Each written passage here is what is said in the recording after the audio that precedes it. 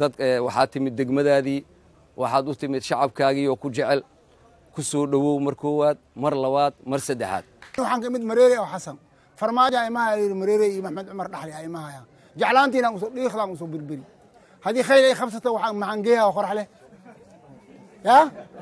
maxaan geeyaa qorax leh ay dhacayna khanin dal dumiye tiis ala yeelin dal dhaqa tiis ala dayo mudane madaxweyne magaaladan dhibka haya ilaahayba iyo inta joogto waxaan u malaynayaa magaalada gudaheeda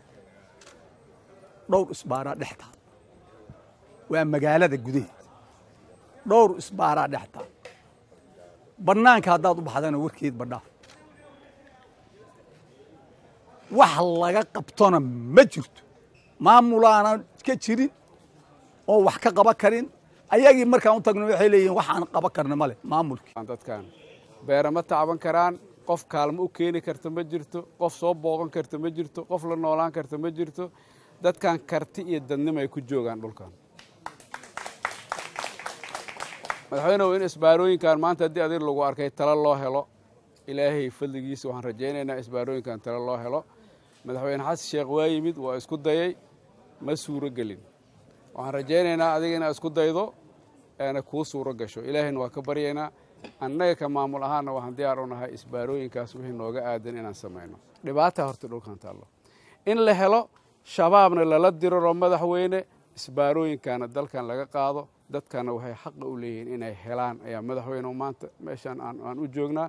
aad aad u mahadsan tahay muddaan kuga cabaadnay waa ku soo dhawaynaynaa laakiin garabkaagaan istaagaynaa wax allaale wixii dowladnimada ku dhalanayso dadkan isma nacba mana isdiiday markaan hadalkiina dhegaystay saddex arrimood yaa ii soo baxday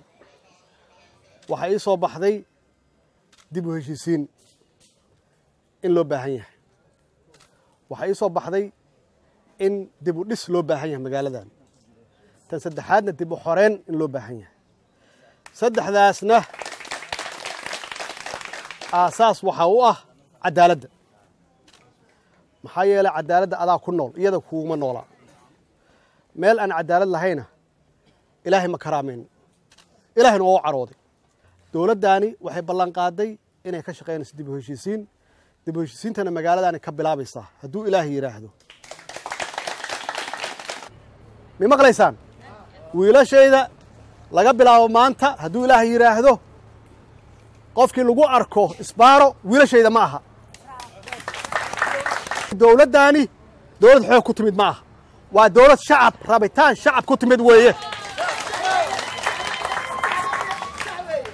awooddan idinkaa iska leh annagu ma lihin